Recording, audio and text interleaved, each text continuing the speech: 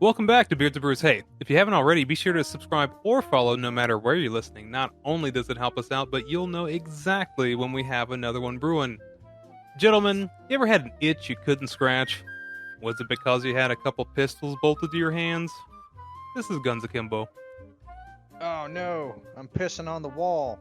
I guess it's fine as long as I don't blow my dick off. That's 100% what I was thinking the whole time. I was like, man, take your time. Just don't be like that dude from 8 Mile and blow your junk off. Did that happen in 8 Mile? I need to rewatch that. Well, let's talk about a different movie. This is Guns Akimbo, starring Daniel Radcliffe. We got Scary Potter in here and Samara Weaving. Harry Potter and the Order of the 556 was a entertaining, colorful watch. I will say that Swiss Army Hands was a pretty good action picture. It definitely wears its influences on its sleeves, but still pretty good. 100% wears its influences on its sleeve. That is like the biggest takeaway from this movie for me, is that it's just like very open about what it thinks is cool. This is a film by Jason Howden, who I know from Deathgasm, a really nerdy horror comedy movie from New Zealand. And I think this is a big step up for him. Well, I'm really glad you brought up New Zealand, because this movie was also made in New Zealand.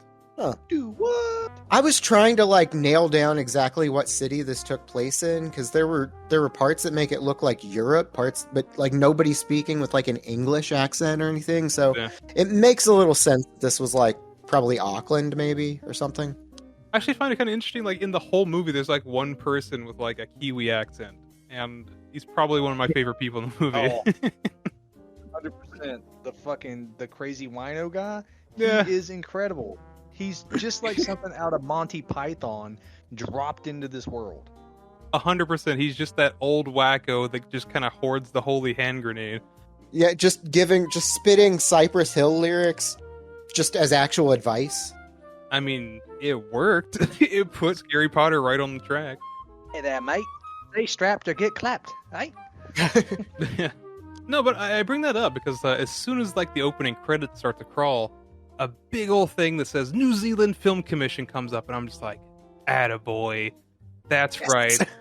That's the same pedigree that Peter Jackson started. I was like, okay, all right. And I'm going to bring that up again about halfway through this conversation because it's very important. So you're putting this up there with the Lord of the Rings, we talking Return of the King, or are we just talking Fellowship? It's definitely Return of the King, because this is definitely nice. Best Picture material. Nice. I'm laughing because I thought of something funny earlier. It's okay.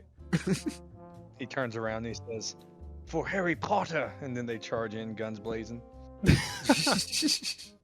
Well, let's go over that. Why does he have those darn guns on his hands? Okay. We get treated in the first, 10 seconds of this movie. We get a more modern version of the Lawnmower Man that we know and love. And he's talking mad shit about Skizm, not the Tool song, but some sort of underground Fight Club, Frankenstein-esque death race thing. I have Death Race and Fight Club both written down. Yep. Good stuff. Good stuff. And then the music kicks in, and you go, okay, we got a little banger going, I think. What is this? Spin Me Right Round? Okay. Who is singing this? Is that Corey fucking Feldman? I originally thought that this was just some kind of remix of the Dope cover. You remember the band Dope from 2001? It's not. It's a band called Three Teeth. I think I vaguely remember them actually opening up a tour for Tool 15 years ago. I think that's why I know their name. So kind of makes sense. We got Skizm, and what is Skizm except for watching people die from a good safe distance? And I do have to say this movie is way ahead of its time, but this is totally in the realm of the internet right now, especially with Twitch and Kick and all that horse shit, people getting just smoked and taken advantage of. Why not just turn it into fucking Mad Max Beyond Cyberdome? Yes, I like Cyberdome. Got to get me some Cyberdome from one of those alien babes. You know what I'm saying? Dang, dude.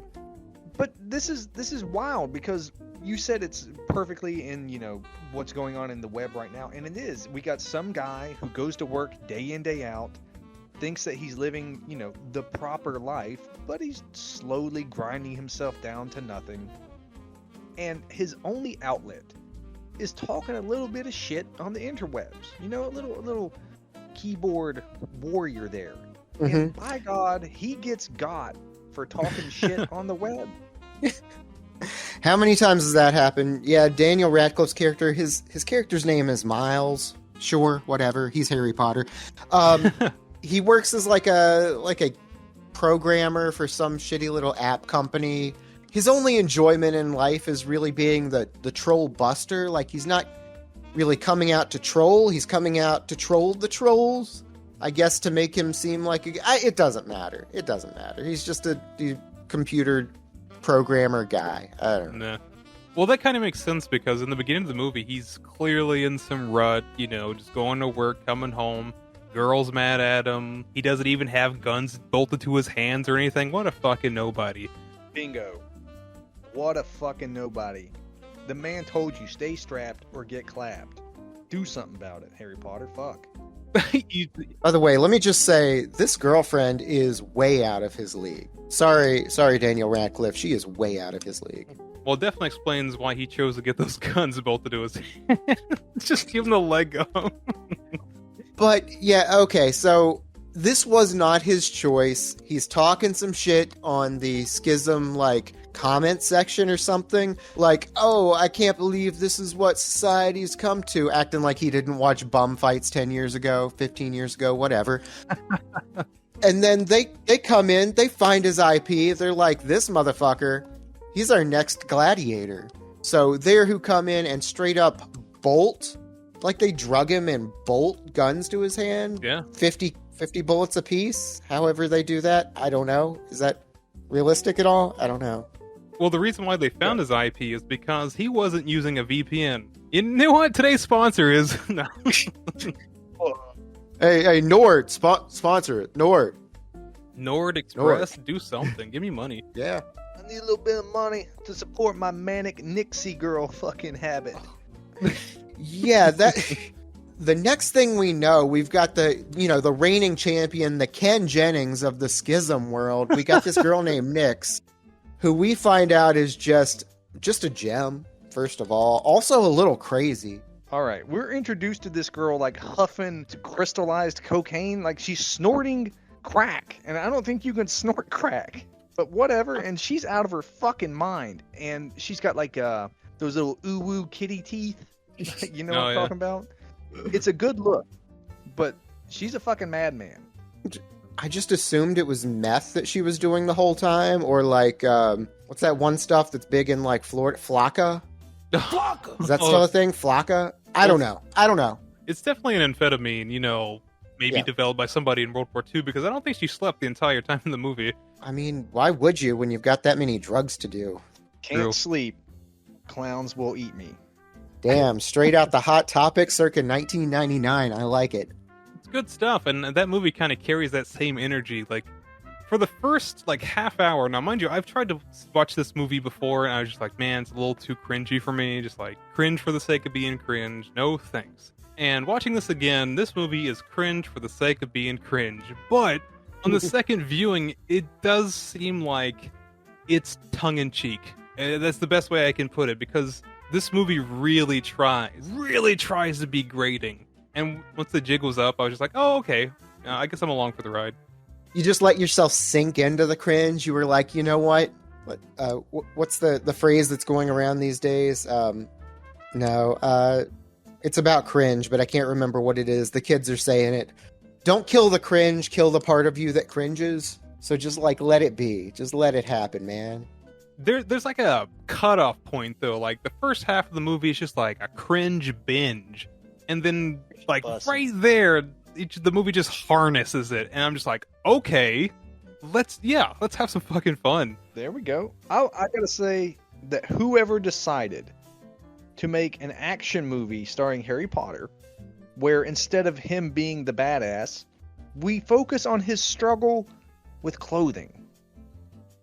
There's a couple scenes that I feel like are lifted like right out of Fight Club, but not like super tongue-in-cheeky, just enough to be like, if you know, you know. And the where he's got like that bathrobe on and like a gun in his hand and like just like looking super messy and disheveled and like wearing the slippers and everything reminds me so much of Edward Norton when he's like he gets unstrapped from a table and he's like wearing his fucking bathrobe and everything. Reminds me straight up of that. And there's another one too where he's like leaking blood out of his face and he like crawls over to someone, and it's exactly like a scene in Fight Club where he's like he just got punched in the face a bunch of times and he's like crawling over to leak his blood and like whatever onto someone else's face. Oh, where that's Brad Pitt or whatever. He's like, you don't know what I've got, and he's just shaking off his blood on him. Yeah, that's it. I do like the idea that like the writers of this movie is just like, okay, what if it's just Fight Club with guns? And instead of getting punched in the face, we just shoot fucking Harry Potter. Yes. It's a strategy. In this whole thing, the idea is Harry Potter pissed off some people. Now he's got to survive and not die while people watch his struggle. And his struggle is, in fact, real because Harry Potter doesn't want, nor is he genuinely capable of doing other than running much of anything. Yeah, they put him in a corner because he's got these guns on his hand, but he's like a pacifist. Like, he's a vegetarian. He doesn't really want to hurt anybody, but in order to live, he's got to kill this Nyx bitch. What's he going to do aside from just run around all the time? Yeah, that's kind of his thing. You know, he was just some like slackjaw nobody. He's got to like work it up. He's got to work up to the moment. It's kind of like a Rocky kind of thing. He's got to run up them stairs, jump around a little bit with the guns in his hands, and, you know, get busted by the cops immediately. A little crack with a kiwi in an alley, and he's good to go. A little crack and half of a hot dog. Ooh, it was like a 4-month-old hot dog. Yes. Honestly, what this movie reminds me most of, just like aside from the first 10 minutes or so, this is like Crank with a dread skin. You have all those purple and pink hues all over the place, and like that slow-mo cinematography dabbled in, which I think is definitely an improvement over what Crank is. There's a lot of stuff in here that's just fun to look at. And I think by the time you finish the movie, you go, that was fun to look at. Almost like Speed Racer. I mentioned earlier, like, about halfway through this movie, there's, like, a significant change. And I also mentioned the, I guess, somewhat intervention of the New Zealand Film Commission. This is my theory. Before this movie came out, like, we were well aware of this picture of Daniel Radcliffe with the guns in his hand, looking just like a mean motherfucker, and he's like, we memed it to hell, you know, made fun of it. And then it still took fucking forever for this movie to come out, so I'm thinking they made half of this movie with what they could, that meme got out, the film commission saw that and funded the rest of the movie, because as soon as he takes that crack hot dog off that dude, the movie is like 100% better. Like, I'm not talking about like, you know, it's more entertaining. Everything's better. The writing's better. The action's better. It all feels just quality all of a sudden. So your theory is that the New Zealand Film Commission saw the original run and was like, right, well, crikey, let's get him some purple lights and maybe some more guns. I appreciate the commitment. For me, though, the whole meme thing, you're not even kidding, because they show you in the movie that same exact clip that you're talking about. They're like, oh my god, it's Guns Akimbo. And then they show you the memes that already existed of Guns Akimbo in the fucking film about Guns Akimbo memes. It's not just a meme in real life, it's a meme in the movie, too. I mean, I think it's brilliant on the filmmaker's part, because up until then, it is kind of cringy. It's a little grating, at least to me, but like, once they got that proper funding or whatever, we get like a motorcycle chase. And is it perfect? No. But what it captures is just filmmaking. They fucking went for it, and with what they had, they pulled it off. You get a lot of scenes like that where it's just extremely, extremely stylized. My personal favorite scene in the entire film is in the junkyard. Whenever Nyx is chasing him down, he happens to stumble across a random drug deal between two rival gangs, and they're like, who's this fucking guy? And he's like, I'm nobody, dude. I'm trying to bounce. And then Nyx shows up, and she's like, woo, and puts on her heart sunglasses and lets old Painless out the bag. It's an awesome scene. She ain't got time to bleed, woo. No, ain't nobody got fucking time to bleed in this movie. All right, I wanna touch on that too. If you guys caught that, Harry Potter gets shot like 6 times. before the bulletproof vest, he gets shot like 10 times after that, but 6 times before the bulletproof vest. And each time he gets shot, there is a visible hole, and he just goes, ow, and continues about his day. That's about right. What's the spell for, like, not letting bullets go through you? Is there a Harry Potter spell for that? Hermione, add us. Kevlar Leviosa. I don't know. Yeah. Hermione Granger, hit us up in the comments section. Well, shortly after, Scary Potter and the Goblets That Fire meets this wonderful homeless man with just like the most supreme piece of just advice. And he's just like, listen, stay strapped or get clapped. Not only is that a good piece of advice, but it's redundant because he can't fucking take the guns off his hand, but whatever. I like the guy anyway. Yeah, he's kind of a gem, and like you said, the only person in the whole movie that speaks with a Kiwi accent, so, you know, you take him with a little bit of, there's some levity there or something. Yeah. I'd put him up there with that homeless guy from Back to the Future, just like, crazy drunk driver, you know, just goofy. He's got a absolutely amazing addition to the end of the film. So, this whole movie takes place in, you know, dark web, people are watching the fights, etc., etc. But this guy, during the end, when everyone's rooting for Guns Akimbo, all this, he's watching along as well. But he's watching on a broken TV monitor, and he's like, I wish it had a little bit more volume. And he's smacking the side of it. But he's reacting to everything that's happening in real life like it's all in his imagination. Oh, man, is it that deep to where this whole movie just exists in this man's head? Let's hope. It's just a crazy delusion. Man, I wish I had movies that played in my head. They cost me $8. So anyways, Scary Potter and the Goblets of Fire, they can't get him to hold still, and that's not good for TV. They capture his girl, Little Miss Nova, and I love this guy. He's Mohawk guy, kind of reminded me of like Kano or something from Mortal Kombat, and he goes, "Hey, at me on Instagram for torture updates." Okay. Yeah. Okay. Yeah, all of the bad guys at Skizm, they're in like a little gang and they're holed up in this little fortress, but they're all streaming from this warehouse kind of place. I don't know. It's derelict and nobody goes there. So I'm totally fine with it just being like bad guy HQ. But since we touched on these motherfuckers, man, are they motherfuckers. I love these bad guys. Especially like the main bad guy. Like there's like this level of apathy to him that's just so creepily fun. To me, he reminds me of like the bad guy in Saw, like the old man, but if he got really into Post Malone. He is, like you said, he's an absolute blast. He really is. I got nothing negative for him. Even when he's dying and he's just hamming it up so fucking bad. And it's over the top. But the guy gives this fellow one of the best insults.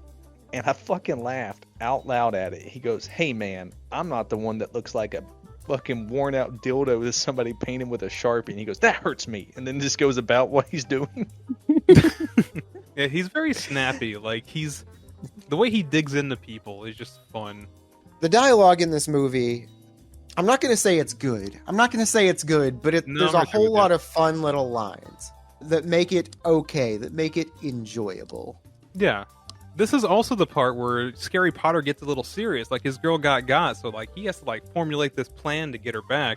And I love that he's kind of, like, trying to just weigh the options. Like, he needs Nyx's help, but, like, she's just, like, a stone-cold killer. Like, what are you gonna do?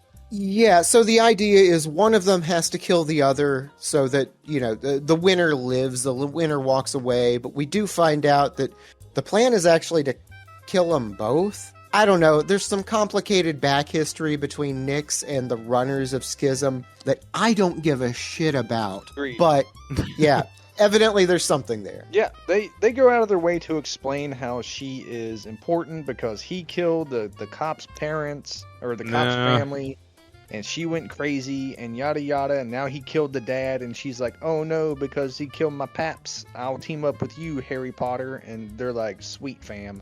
Yeah. Let's just leave this a 1v1 kind of situation. I mean, you guys can team up, and we don't need that. Keep family out of it. I don't have friends. I got family. See, I think that just further proves my theory is that, like, the back half's a whole other movie almost, because, like, these are nuggets of information that we should have learned fucking forever ago.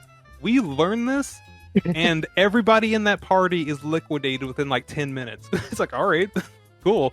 Yeah, by the time we get this information, it's like an afterthought. We don't, okay, like it's a cherry on the top. I don't care about the cherry. Just let me have what's under the cherry. Yeah, you even get like a couple scenes, because we're talking about, their team up. They get some versus scenes where they really get some character development, even a brazen ripoff of The Matrix where they're just running alongside shooting at one another. See, what I like that's what I'm talking about when I'm talking about like all of these little things that aren't like direct homages. They're not like trying to like ham-fist it in there, but if you know, you know. Yeah. Like there is one situation where we think Nyx is dead. I don't know what happened to her. Like we think she's been shot or something, and she straight up does an Undertaker sit-up. Like straight up from the ground, she sits up just like the Undertaker, and you're like, oh shit. Yeah, that was at the end of the motorcycle chase, and it was such like a Terminator moment too, you know. And then 5 minutes later, we find out that she is like terrified or has a phobia of fire. So she is both Undertaker and his brother Kane. Brothers of Destruction. Yep. Like this movie is just made for a 17-year-old boy that was born in 1985. Yeah, see, I totally get that.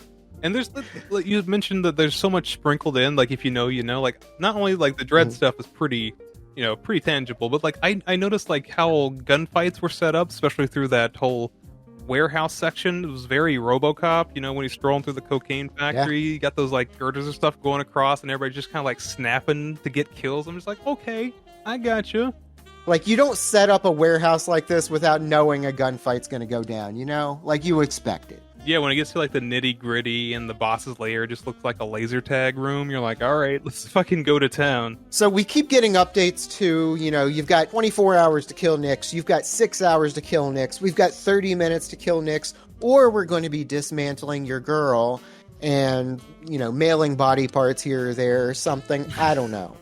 So you gotta get it. Y'all need to make a decision. One of y'all needs to die. But all the while, like I mentioned, Harry Potter and the prisoner of And Then I Started Blast Caban is like, hey, Nyx, they killed your pop. We gotta team up. That's what it's all about. And I do kind of enjoy their bullshit banter, because like he's like, this is serious, and she's just like, yeah, get fucked, but let's do it.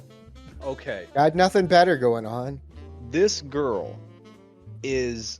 In that babysitter movie, she was a blast. In this, she's a blast. I think she has a lot of charisma, and I think she's great for these types of movies. They get into a boss battle later, and she gets 2 of her fingers cut off. Wink. And she goes, oh man, Friday nights are going to be a lot lonelier. And that's a good fun thing. Now, again, skip ahead a little bit. She sacrifices herself with a human bomb. She suicide bombs. But no, Harry Potter keeps one of her fingers that he then goes, Nyx says, fuck you, takes out the middle finger and shoves it into the bad guy's mouth, who just completely allows it and is like, nom, nom, nom, nom. But it's a solid touch. Just for posterity, though, he didn't keep it for a souvenir. Like, he was worried about it. It's like, hey, we can just get that reattached. Just, let's just, keep the niter in our pants. No, maybe he did keep it for a souvenir. Like everything is illuminated. No, that was Elijah Wood. Fuck, never mind. Okay. You know what? There were plenty of times in this movie where I was just like, that could have been Elijah Wood, 100%.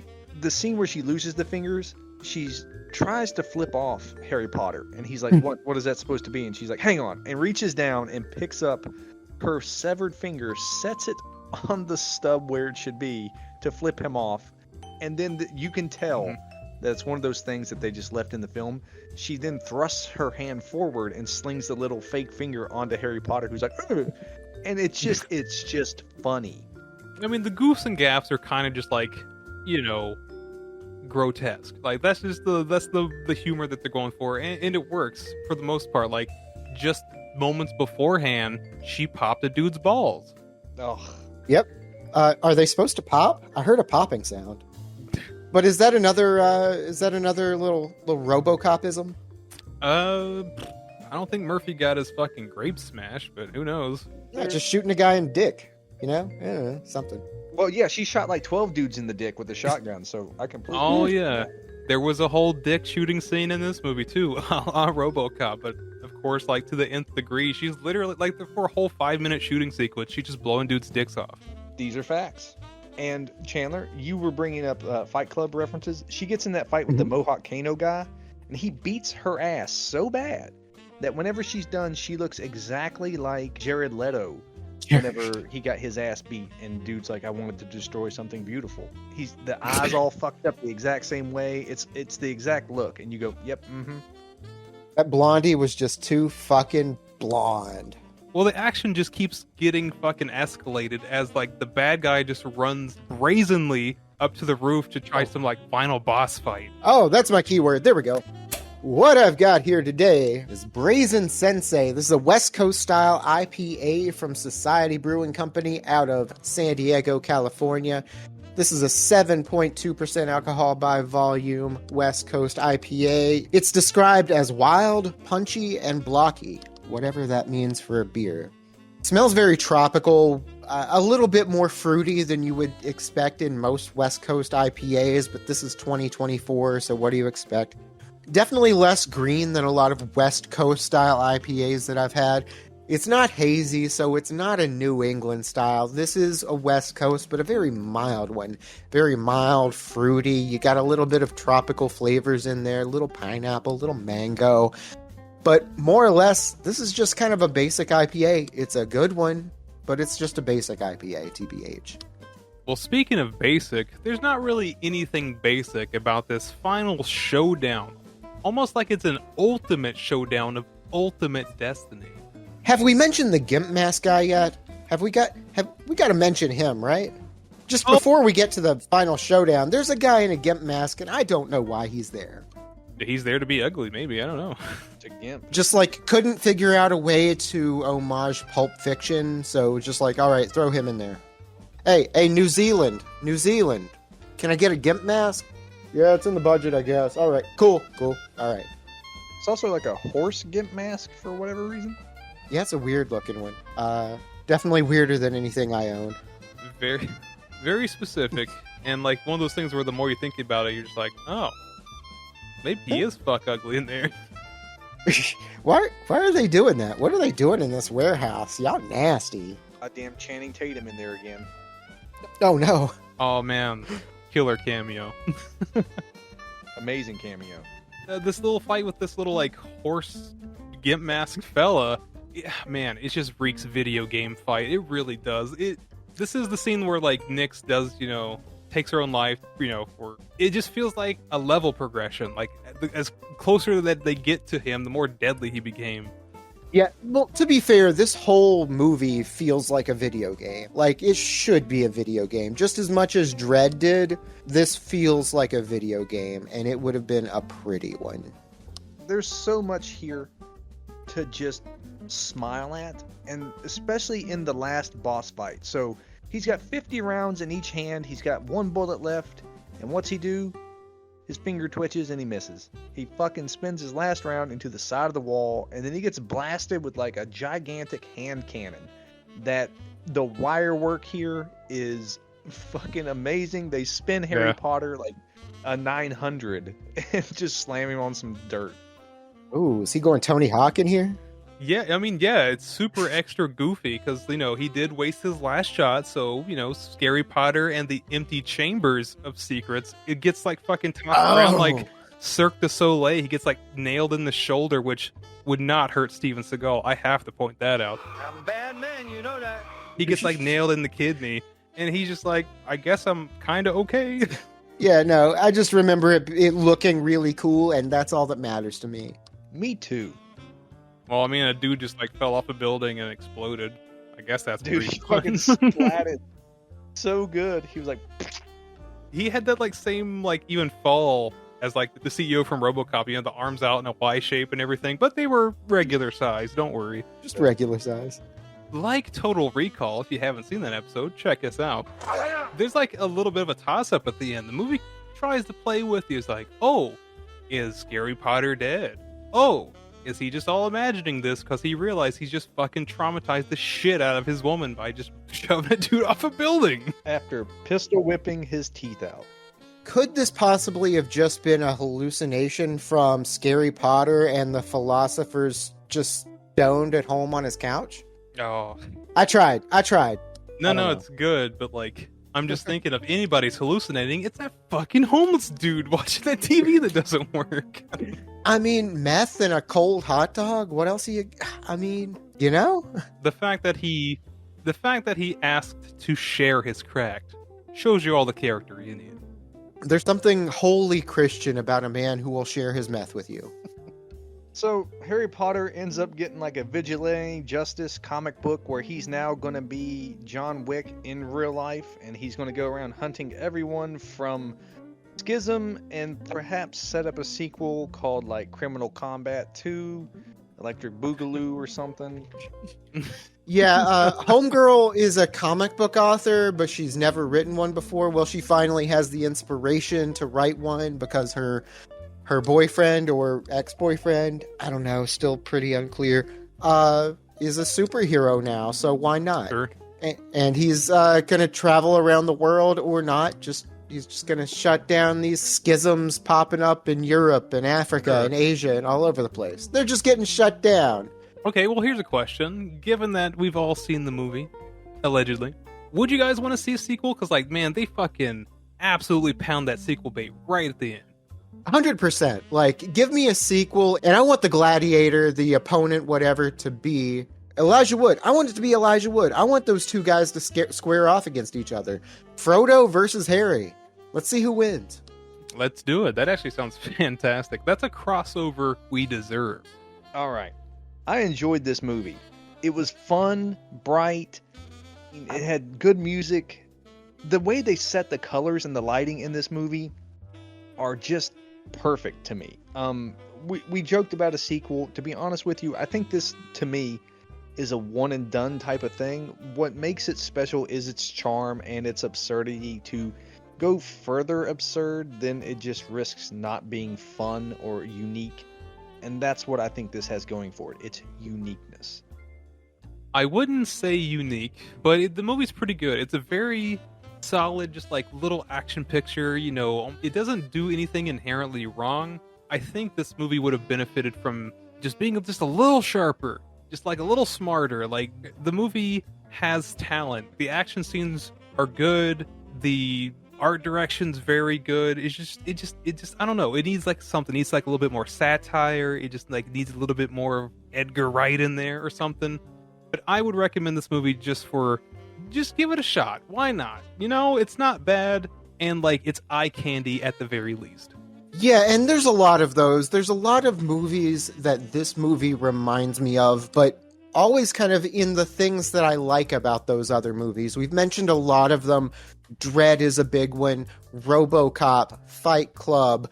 I'll even throw in stuff like Sucker Punch. We mentioned Speed Racer. There's a lot of like stylisms, a lot of wearing your influences on your sleeve. And if you're a fan of any of that stuff, you'll probably not hate this, at least. I liked it, so give it a shot. Well, there you have it. Not only was it Guns, this was Guns Akimbo. If you have any strong feelings about the movie or the show, leave it in that comment section below. Make sure you hit the like and subscribe buttons, hit the bell icon, hit any of the icons that you have so you don't ever miss what we have brewing up next. Get out there and follow us on the social medias. We got all of them suckers. You can find us on YouTube, and hey fellas, anywhere podcasts are available. We're kind of funny. Give us a listen. And if you don't, then you're going to miss out when we finally do that Academy Award winning film, Leprechaun in the Hood. Ooh. Didn't he also go to space? Yeah, he did. But he also Then I think he went back to the hood. Went back to the hood, yes. Yeah. There's enough of this fucking space shit. Not enough titties in space.